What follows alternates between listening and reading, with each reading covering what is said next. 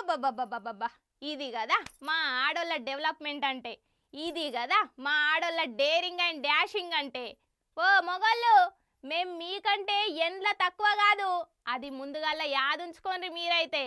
ఓ బుజ్జి ఇంతకు ముచ్చటేందో చెప్పకుంటా ఆడోళ్ళ గొప్పదనం గురించి బగ్గనే చెప్తున్నావు గాని ముచ్చటేందో చెప్తే మేం కూడా మెచ్చుకుంటాం గదా అని అంటారా? అయితే చూడుండ్రి గీ ముచ్చట. అగో అర్ధమరాత్రి ఆటోలకెళ్ళి ఐదుగురు ఆడోళ్ళు దిగిండ్రు. ఏదన్నా ఫంక్షన్ కొయ్యి లేట్ అయింది కావచ్చు పాపం అని అనుకునేరు. కాదుల్లో ఈళ్ళు ఇండ్లల్ల పడి ఊడ్చుకోవోనికచ్చిండ్రు. అంటే లేడి దొంగలన్నట్టు.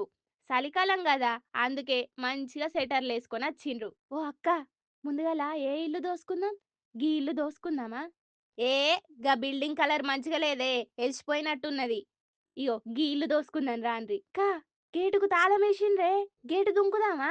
ఏ ఇంత చీర ఇనుగుతదే అసలుకే బట్టల దుకాణంలా కష్టపడి దొంగతనం చేసిన అన్నట్టే ముచ్చట పెట్టుకున్నారు. సరే సరే గాని జల్దిన దొంగతనం చేయుండ్రి అని అన్నట్టే గాడున్న సీసీ కెమెరా గిల్ల బాగోతాన్ని రికార్డు చేసింది. ఓ అక్కలు దొంగలంటే ఎట్లుండాలే? లోపలికి పోయినామా తాళం వలగొట్టినమా దొరికినయి దోసుకున్నామా అవతల పడ్డామా అన్నట్టుండాలే గాని మీరేంది గేటు కన్నా గింత షేపు చేస్తున్నారు?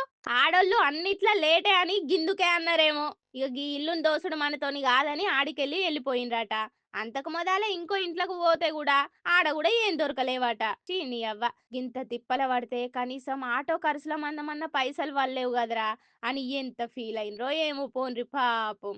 రంగారెడ్డి జిల్లా రాజేంద్ర నగర్ కాడ జరిగింది ఇది. ఇక ఈ వీడియో సోషల్ మీడియాలో వైరల్ అయ్యే వరకు అర్ధమరాత్రుళ్ళు ఆడోళ్ళు నడి రోడ్డు మీద తిరిగినప్పుడే నిజమైన స్వాతంత్రం అన్నారు గాని అర్ధమరాత్రుళ్ళు దొంగతనాలకు ప్రయత్నిస్తున్న గీ ఆడ గ్యాంగును చూసినాక ఇంకేమంటారో మరి.